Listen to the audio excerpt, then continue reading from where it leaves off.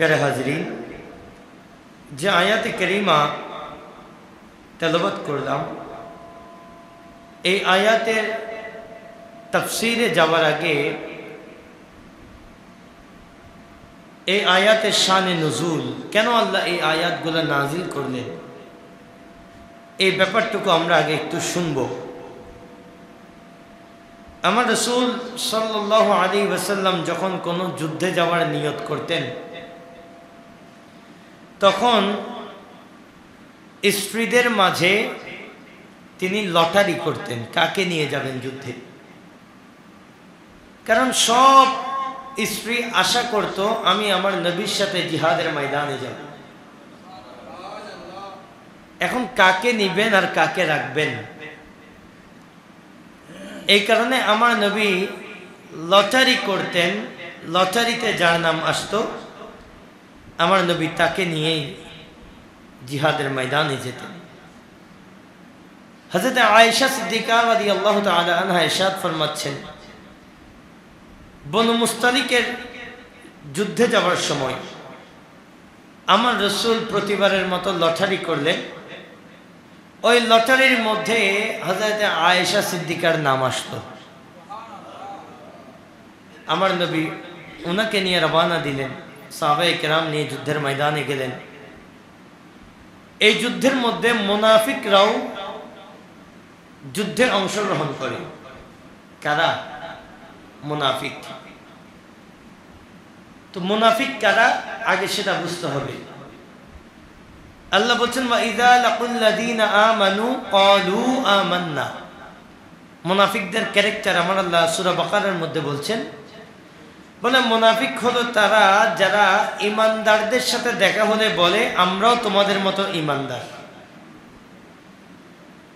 আসলে কি তারা ঈমানদার? ওয়া ইযা খালাউ ইলা শায়াতিনিহিম। আমার আল্লাহ বলছে যখন শয়তানদের সাথে গোপন মিটিং এ বসে, কাফেরদের সাথে গোপন মিটিং এ বসে, ক্বালু ইন্না মাআকুম, বলে আমরা আসলে তোমাদের সাথে আছি, আমরা মুসলমানদেরকে ধোঁকা দিচ্ছি। তো জোরে বলি না নাউযুবিল্লাহ। সেই মুনাফিকরা উহুদের যুদ্ধ অংশগ্রহণ করার জন্য রওনা হয়েছিল। অর্ধেক পথ যাওয়ার পরে ৩০০ জনের বাহিনী নিয়ে আব্দুল্লাহ ইবনে উবাই ইবনে সালুল, মুনাফিকদের সরদার, সে তার ৩০০ জন মুনাফিককে নিয়ে যুদ্ধের ময়দানের যাবার সময় মাঝপথ থেকে পালিয়ে আসে। তো তারা আবার কেন বনু মুস্তালিকের যুদ্ধের মধ্যে গেল? কারণ বনু মুস্তালিক মদিনা থেকে কাছে ছিল এবং তাদের ক্যালকুলেশন হচ্ছে এই যুদ্ধের মধ্যে মুসলমানরা জয়লাভ করবে। তো যদি আমরা যাই, যুদ্ধের পরে যে সম্পদ আসবে ওগুলাতে আমরাও কিছু ভাগবাটোয়ারা পাবো। তো মনে রাখবেন, মুনাফিকদের ইসলাম ইসলাম না, মুনাফিকদের ইসলাম ইসলাম না। নীল নদের পানি যেরকম নীল না, মুনাফিকদের ইসলামও তেমন ইসলাম না। তারা যুদ্ধের ময়দানেও যায় টাকার জন্য, ধান্দার জন্য। হয়তো মুখে বলবে যে আমি ইসলামকে কায়েম করার জন্য, প্রতিষ্ঠা করার জন্য, ইসলামের জন্য যাচ্ছি, কিন্তু তাদের অন্তরে মূলত ইসলাম নাই। কিয়ামত পর্যন্ত এরকম একদল মুনাফিক থাকবে যারা ইসলামের কথা বলবে, ইসলামের হুকুমত প্রতিষ্ঠার কথা বলবে, কিন্তু তাদের উপরে ইসলামের জুব্বা থাকলেও তাদের অন্তরের মধ্যে ইসলাম নাই। তাদের অন্তরে ধান্দা, চাঁদাবাজি, কোনো মতে বসতে পারলে ওই ক্ষমতাকে কাজে লাগিয়ে টাকা পয়সা ইনকাম করা, এটাই তাদের ঈমান, তাদের অন্তর। তাদের অন্তরের মধ্যে ইসলাম নেই। মনে রাখবেন, যার অন্তরে হুব্বে মুস্তাফা নাই, আদবে মুস্তাফা নাই, আমার নবীর আদব যার অন্তরে নাই, আমার নবীর মহব্বত যার অন্তরে নাই, আলে বাইতে রাসূলের মহব্বত যার অন্তরে নাই, তার জুব্বার মধ্যে হাজারো বার ইসলাম লেখা থাকলেও তার অন্তরের মধ্যে ইসলাম নেই। কথা বলেন ঠিক কিনা? তার অন্তরের মধ্যে কি নাই? ইসলাম নাই। তো এরকম জুব্বাওয়ালা, দাড়িওয়ালা, টুপিওয়ালা, তথাকথিত ইসলামওয়ালারাই সেই বনু মুস্তালিকের যুদ্ধে সাহাবায়ে কেরামের সাথে শরীক হলো। শরীক হওয়ার পর এই যুদ্ধে যাওয়ার সময় হযরত আয়েশা সিদ্দিকা রাদিয়াল্লাহু তাআলা আনহুকে হযরত আসমা রাদিয়াল্লাহু তাআলা আনহা আয়েশা সিদ্দিকা রাদিয়াল্লাহু তাআলা আনহাকে একটা গলার হার গিফট করলেন, বলে এটা তোমার জন্য।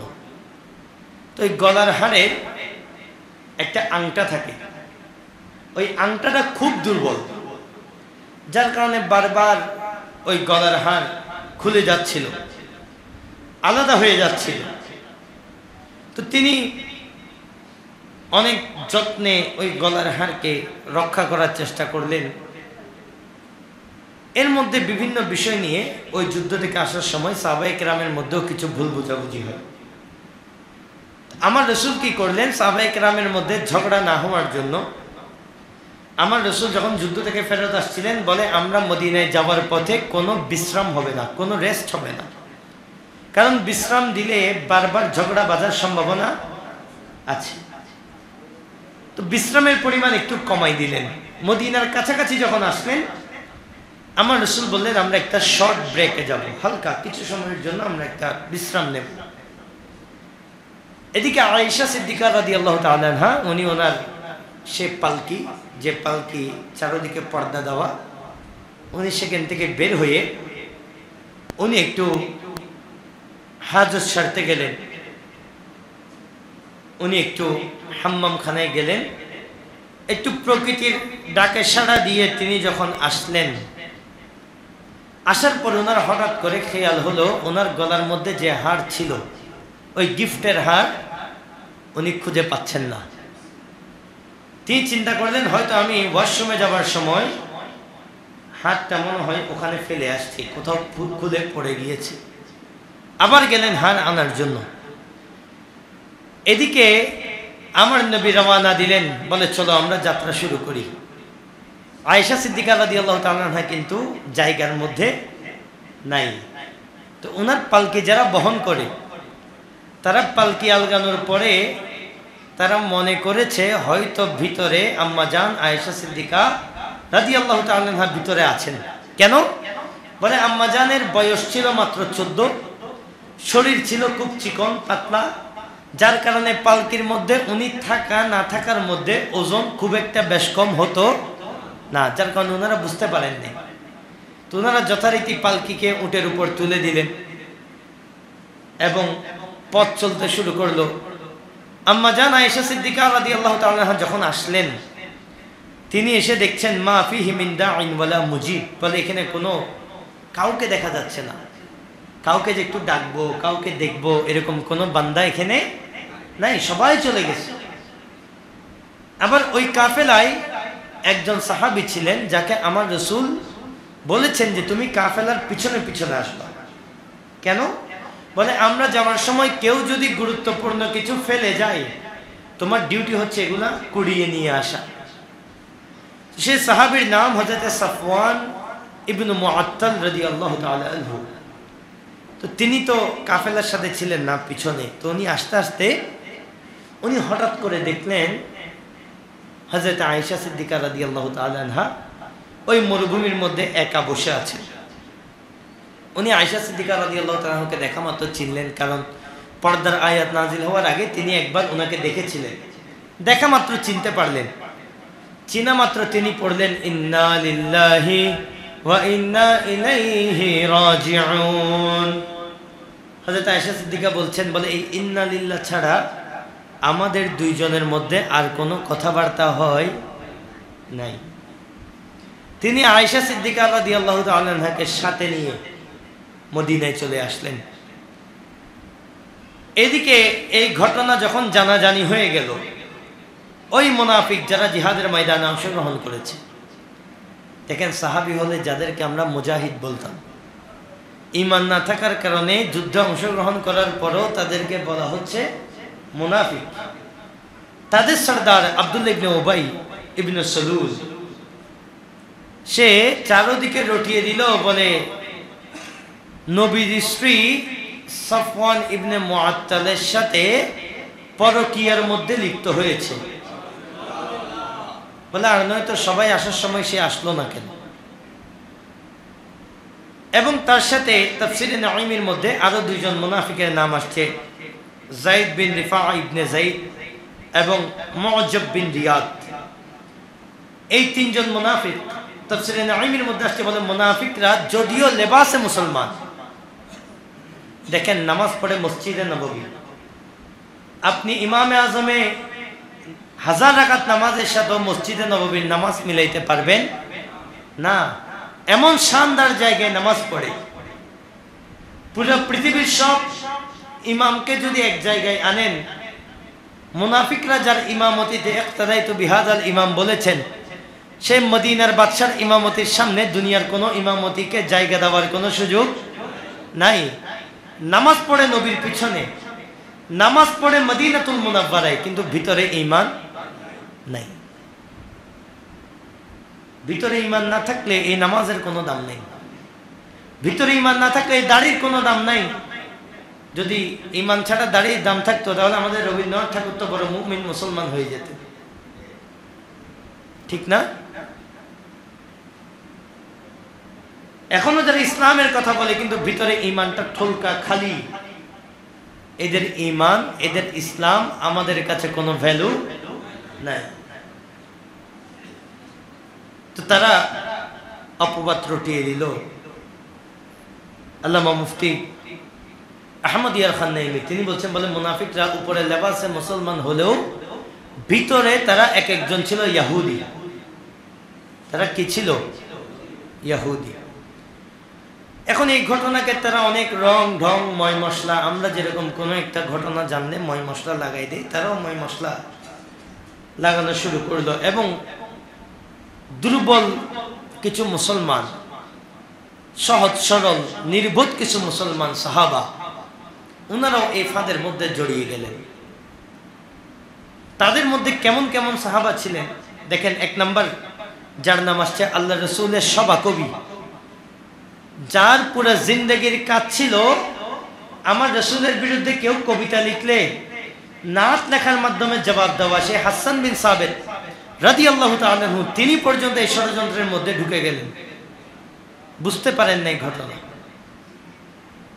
এরপর আয়েশা সিদ্দিকা রাদিয়াল্লাহু তাআলা আনহুর আত্মীয় মিস্তাহ বিন উসাসা, যিনি গরিব হওয়ার কারণে হযরত আবু বকর সিদ্দিক রাদিয়াল্লাহু তাআলা আনহু যাকে টাকা পয়সা দিয়ে সহযোগিতা করতেন, তিনি পর্যন্ত এই ঘটনার মধ্যে জড়িয়ে গেলেন। এরপর আল্লাহ রসুলের শালিকা হযরতে হামনা বিনতে জাহাশ আসাদিয়া, উনিও এই ঘটনার মধ্যে জড়িয়ে গেলেন। এরকম কিছু সহজ সরল মুসলমান ওই মুনাফিকদের চক্করে পড়ে হযরত আয়েশার নামে বিভিন্ন খারাপ কথা ওনারাও বলতে আরম্ভ করে দিলেন। দুজনে বলি না নাউজুবিল্লাহ।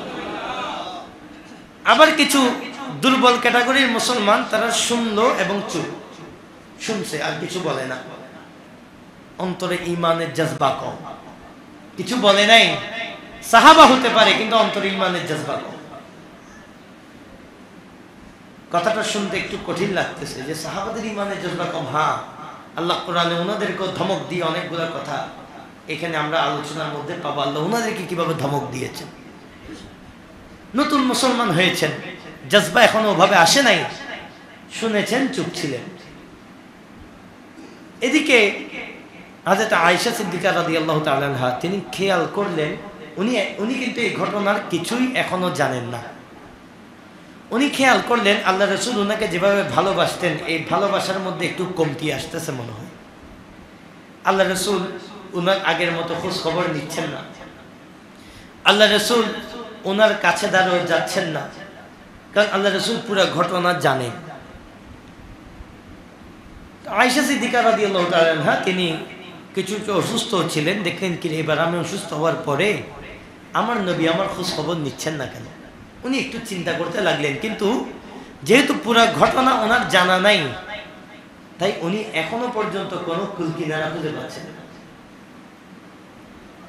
তো উনি আমার রসুলের কাছে আবদার করলেন, বলি ইয়া রাসূলুল্লাহ, আমার আসলে একটু ভালো লাগছে না, আপনি অনুমতি দিলে আমি একটু আমার বাবার বাড়িতে যেতে চাই। আল্লাহ রসুল অনুমতি দিলেন, উনি ওনার বাবার বাড়ি গেলেন। একদিন উনি হাজত সারতে যাচ্ছেন, ওনার সাথে ওই ওনার আত্মীয় মিস্তাহের আম্মা তিনিও যাচ্ছেন। যাবার পথে উনি একটু হোঁচট খেয়ে পড়ে গেলেন। মিস্তাহের আম্মা হযরত মিস্তাহ রাদিয়াল্লাহু তাআলা আনহুর আম্মা তিনি খেয়ে পড়ে গেলেন। তিনি উঠতে উঠতে ছেলেকে বদদোয়া দিচ্ছেন, বলে আমার মিস্তা ধ্বংস হয়ে গেছে, ধ্বংস। আয়েশা সিদ্দিকা তো বলে, আপনি হঠাৎ করে উনার নামে এরকম আপনার ছেলেকে আপনি অভিশাপ দিচ্ছেন কেন? বলে, কেন তুমি জানো না কিছু? বলে, না আমি জানি না। কি কি সমস্যা? বলে, তোমার নামে পুরো আরবের মধ্যে এরকম খারাপ কথা ছড়িয়ে দেওয়া হচ্ছে এবং এই খারাপ কথার মধ্যে আমার ছেলেও জড়াই গেছে। দেখেন, আহলে বাইত রাসূলের উপর যদি ছেলে আঘাত করে, মাও ছেলেকে অভিশাপ দিচ্ছে। এটা আকীদা যে ছেলে যদি বদমাযহাবী হয়ে যায়, ওই ছেলের জন্য অন্তরে কোনো দয়া রাখা যাবে না, বদদোয়া দিচ্ছেন। এখন এই ঘটনা শোনার পরে আয়েশা সিদ্দিকা রাদিয়াল্লাহু তাআলা আনহা তিনি খুবই কান্নাকাটি আরম্ভ করলেন। তিনি বলছেন, বলে, ওয়াকাদ বাকাইতু লাইলাতাইনি ওয়া ইয়াওমান লা আকতাহিলু বিনাওমিন ওয়া লা ইয়ারকাউ লি দামউন ইয়াজুন্নানি আন্নাল বুকা ফালিকুন কাবিদি। তিনি বলছেন, আমি 2 রাত একটা আমি ঘুমাইতে পারি না, আমার চোখ দিয়ে শুধু পানি যাচ্ছে। হায় রে হায়, আমার জিন্দেগির উপর কি কলঙ্ক লাগাই দিল।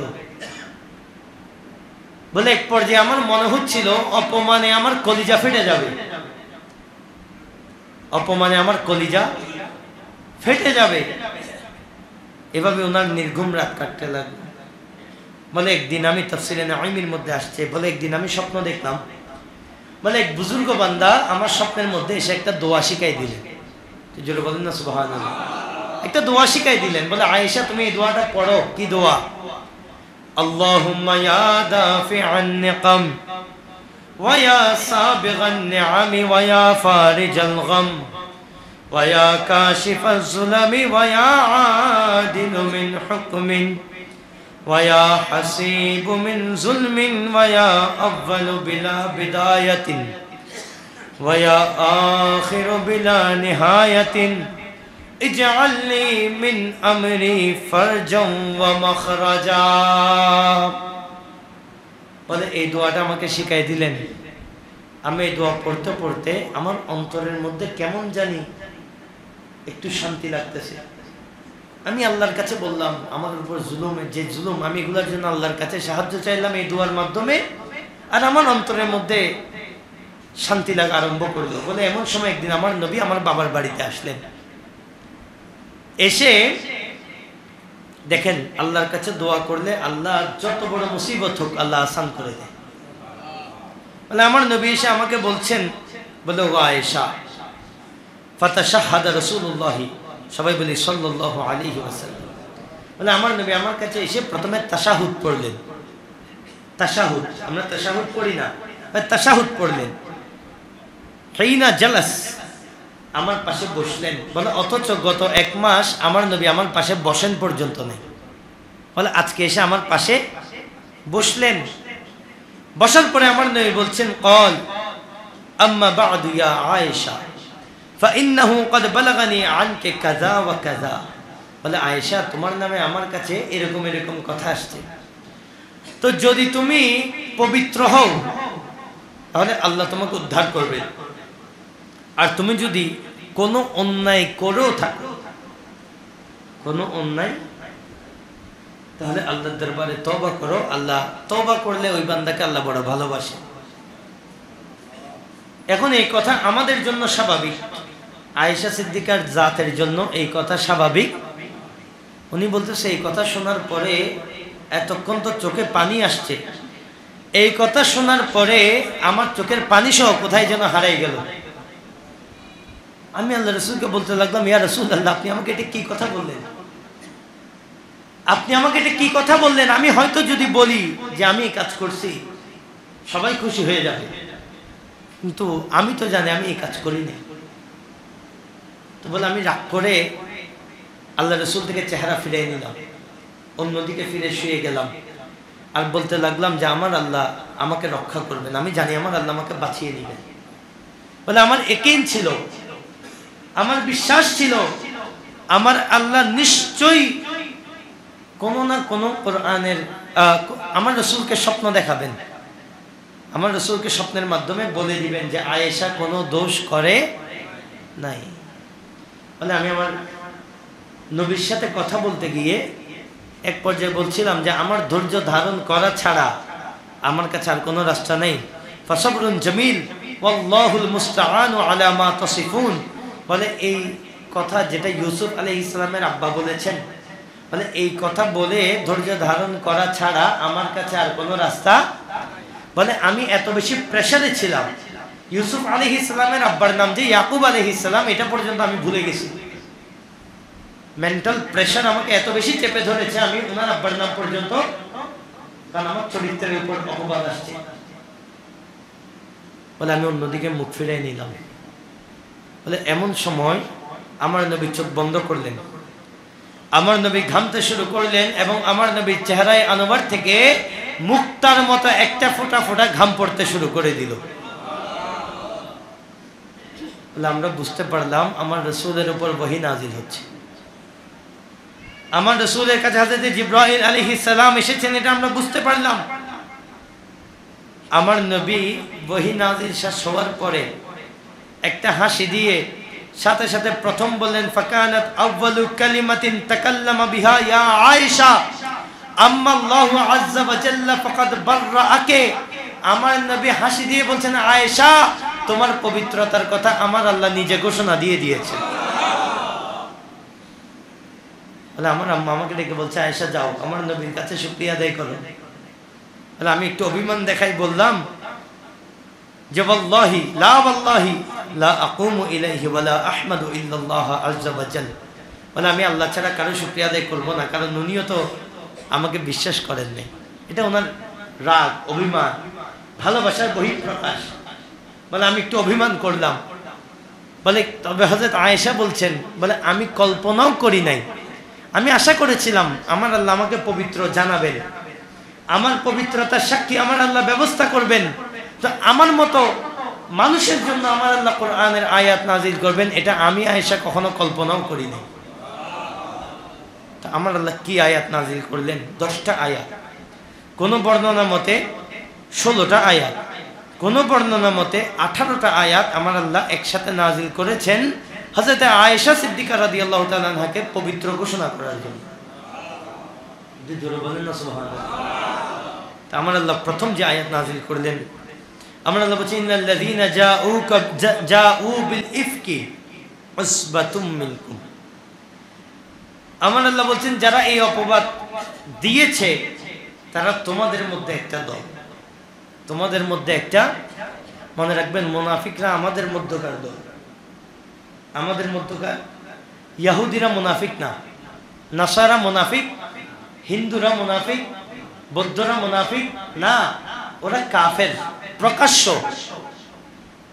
আর মুনাফিক হচ্ছে আমার আপনার মতো লেবাসধারী, একই লেবাস।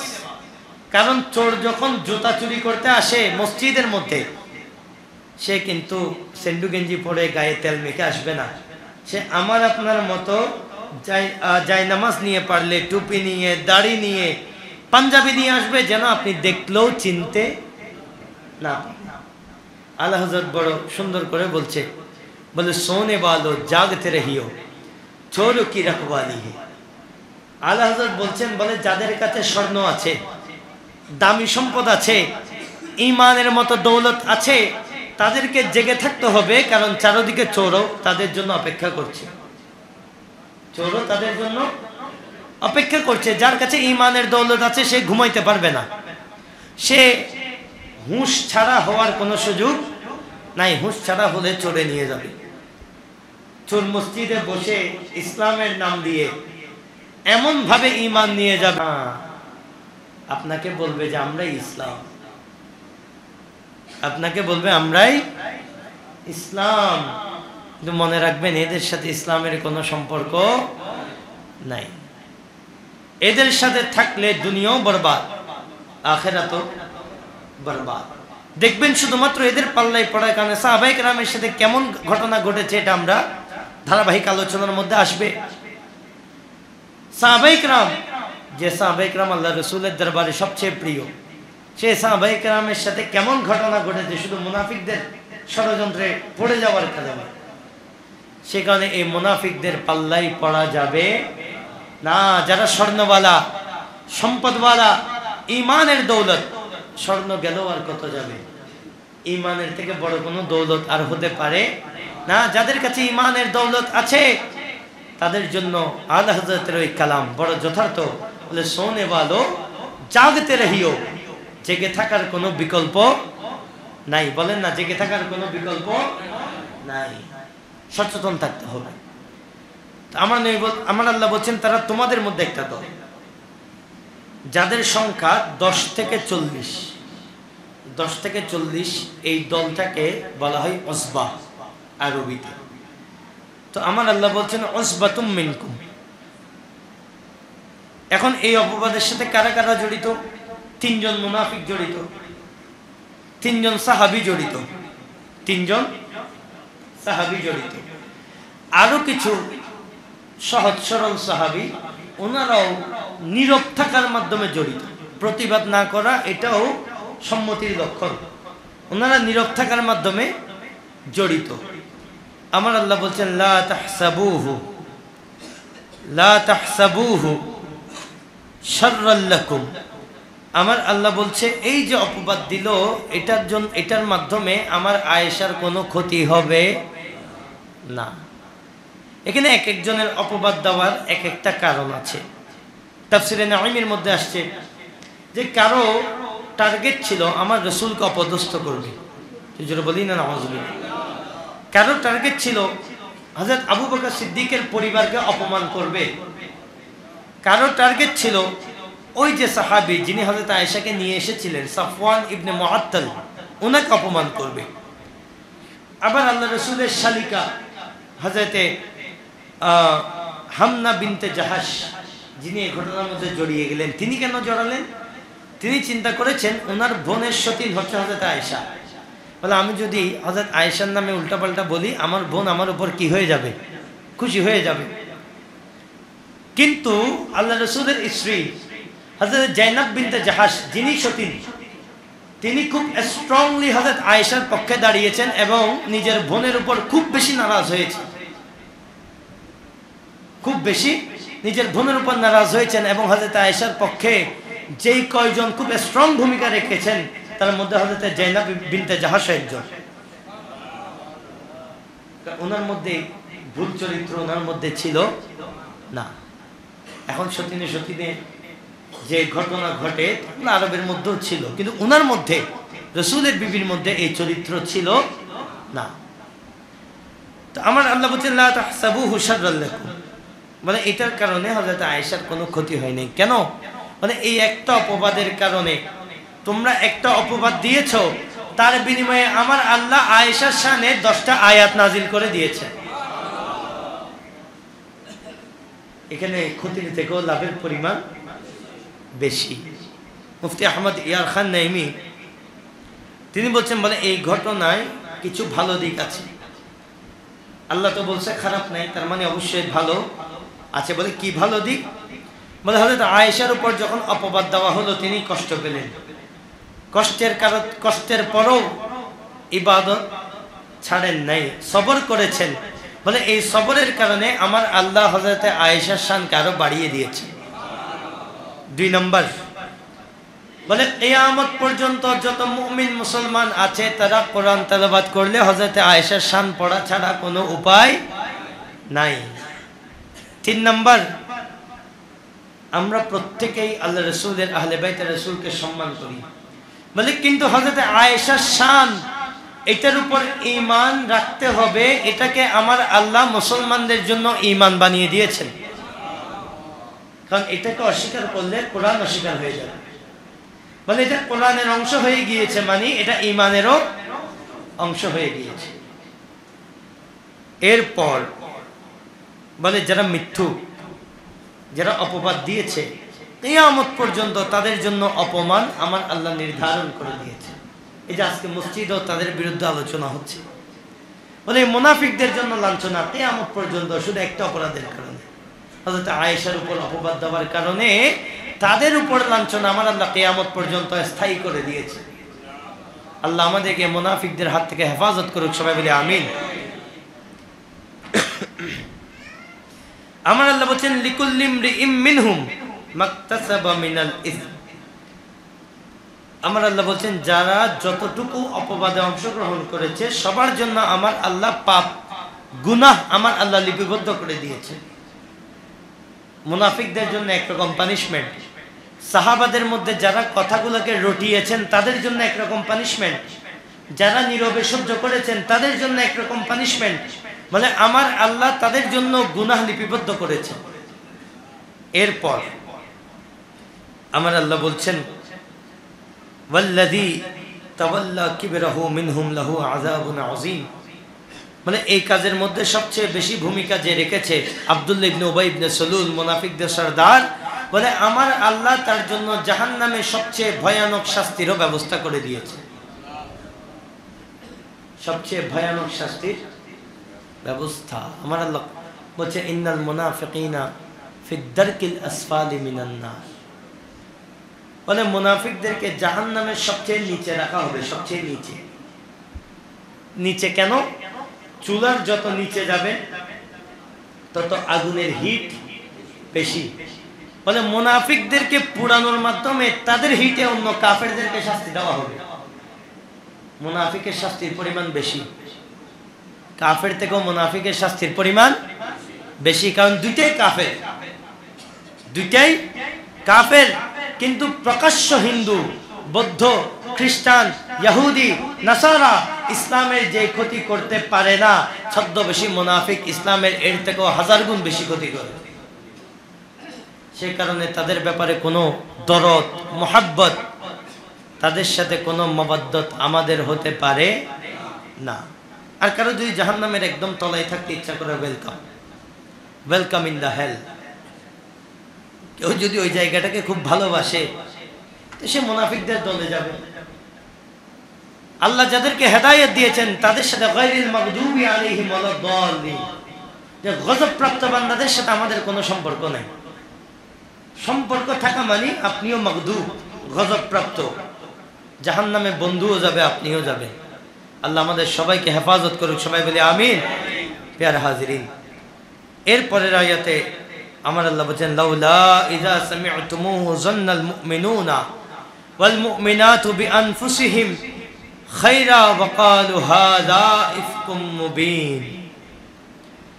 আমার আল্লাহ বলেন যখন তোমরা এই ঘটনা শুনলা যে একজন মুমিন পুরুষ এবং একজন মুমিন নারী, সাফওয়ান ইবনে মুআত্তাল আমার রাসূলের একজন মুমিন সাহাবা, হযরত আয়েশা আমার নবীর স্ত্রী, বলে এই দুইজনের নামে যখন অপবাদ দেওয়া হলো আর তোমরা সেটা শুনলা, কেন তোমরা ভালো ধারণা প্রকাশ করো নাই? কেন তোমরা বলতে পারলে না ওয়াকালু হাযা ইফকুম মুবিন, যে এটা কোনো সত্য কথা না, বরং এটা নির্ঘাত নির্ভেজাল একটা অপবাদ, এটা একটা মিথ্যা কথা? কেন তোমরা এটা স্ট্রংলি বললা না?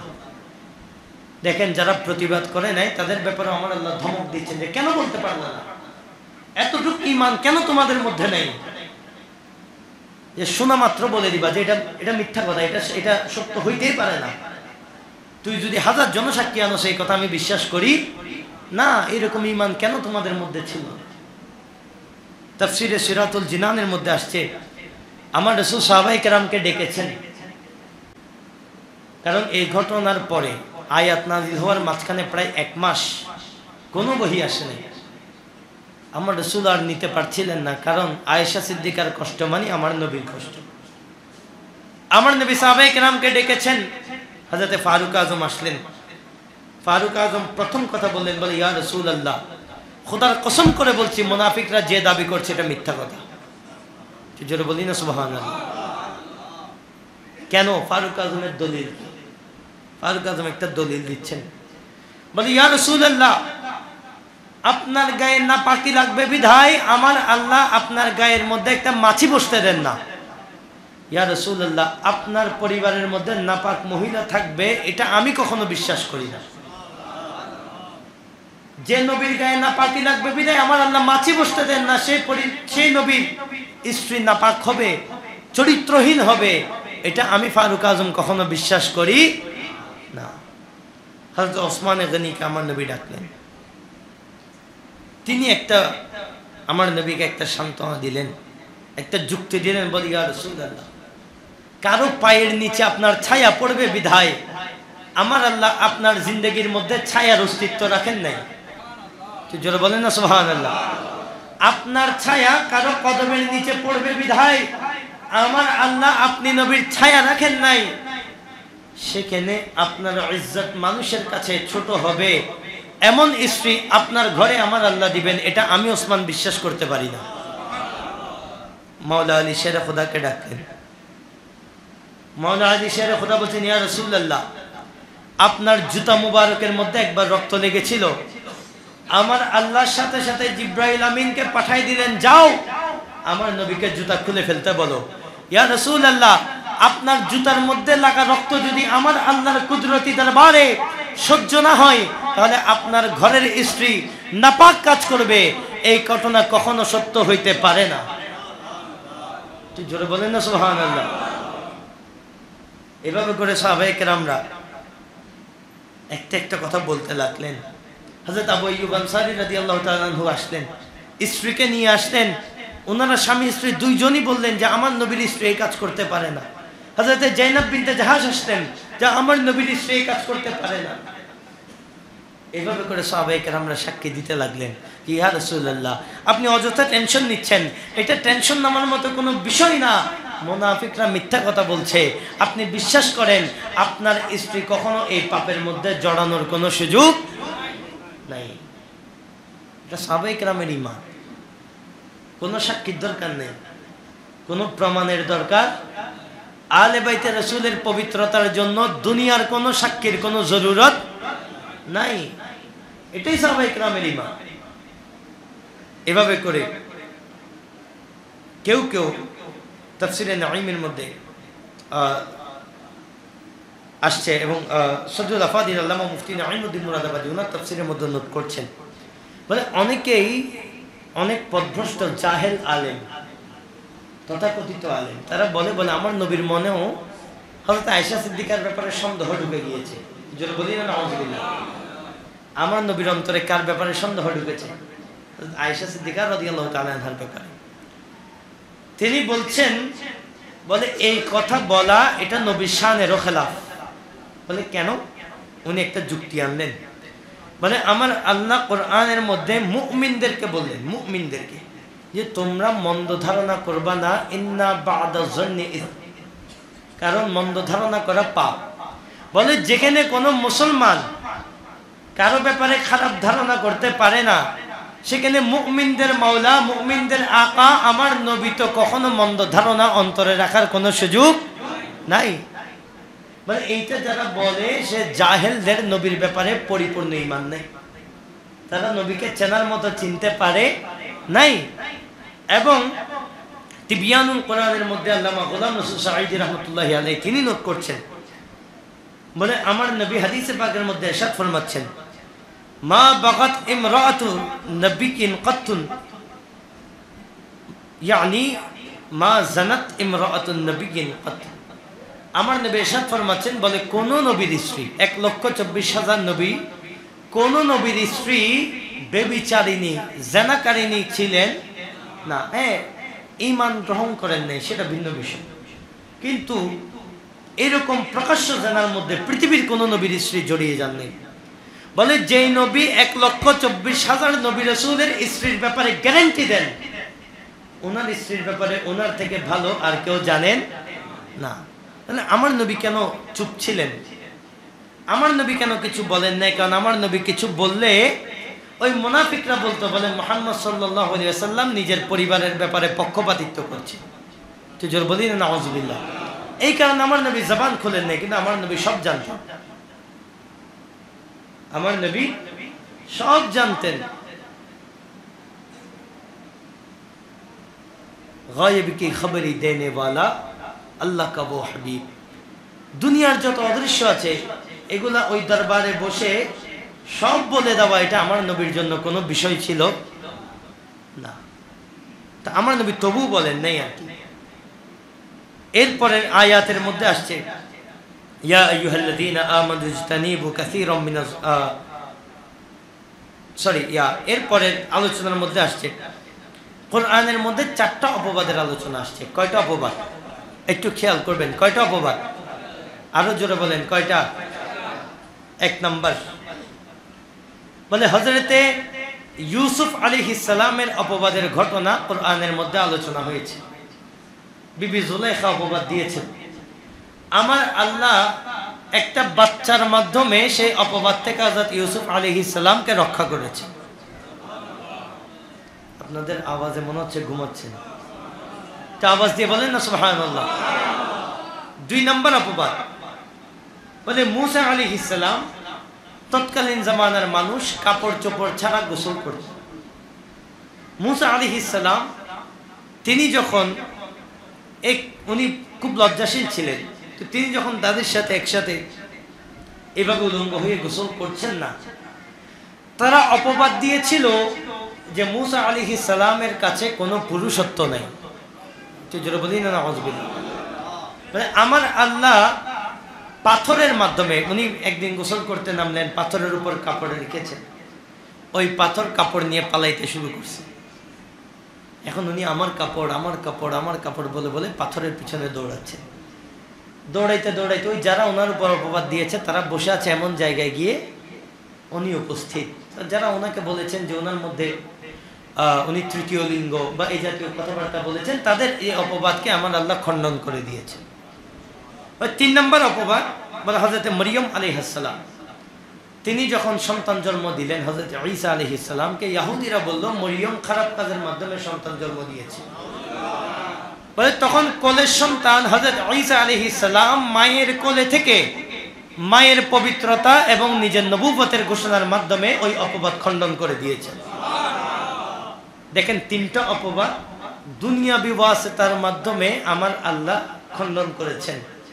বলে আর আমার নবীর ঘরের মধ্যে যখন অপবাদ চলে আসলো, আমার নবীর প্রিয়তম স্ত্রী আকায়ে তাজদারের মহব্বতের সেই স্ত্রীর উপর যখন অপবাদ চলে আসলো, আমার আল্লাহ দুনিয়াবি কোনো ওয়াসিতাকে রাখেন নাই, আমার আল্লাহ নিজে কোরআনের আয়াত নাজিল করে আমার নবীর ঘরের পবিত্রতার ঘোষণা করে দিয়েছে। বলে এখানে কোনো দুনিয়াবি ওয়াসিতার দরকার নাই, আল্লাহ নিজেই যথেষ্ট।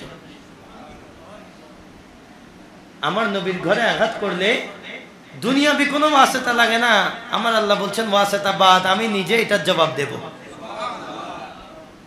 আর আগের 3টা অপবাদের ক্ষেত্রে আমার আল্লাহ দুনিয়াবি ওয়াসিতা, দুনিয়াবি মাধ্যম নিয়েছেন, দুনিয়াবি মাধ্যমে জবাব হয়েছে।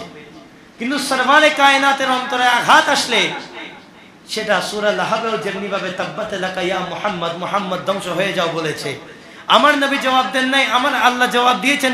ঠিক একই জায়গায় যখন আমার নবীর অন্তরের মধ্যে আঘাত এসেছে, আমার নবীর পরিবারের উপর অপবাদ এসেছে, আমার আল্লাহ দুনিয়ার কোনো ওয়াসিতার দিকে ধারেন নাই, আমার আল্লাহ কোরআনের 1টা নয় 2টা নয় 10টা আয়াত নাযিল করে আমার আল্লাহ নবীর ঘরের পবিত্রতার কথা বলে দিয়েছেন। এই ঘরের সাথে আমার ঘরের তুলনা করার কোনো সুযোগ আছে? এই ঘরের সাথে আমার আপনার ঘরের তুলনা করার কোনো সুযোগ নাই। নবী আমার মতো কিনা, এগুলো তো অনেক, এগুলো তো হিসাবের বাহিরে। নবীর ঘর আমার ঘরের মতো। আল্লাহ আমাদেরকে বোঝার তৌফিক দান করুক, সবাই বলি আমিন। তো এবং আমার আল্লাহ কোরআনে 2 বার বলেছেন হাযা ইফকুল মুবিন, হাযা বুহতানুন আযীম। পরপর 2 বার 2 রকম শব্দ দিয়ে আমার আল্লাহ বলে দিলেন যে আমার নবীর স্ত্রীর উপর যে অভিযোগ এসেছে এটা একদম নির্ভেজাল, কোনো সন্দেহ ছাড়া এটা একটা অপবাদ।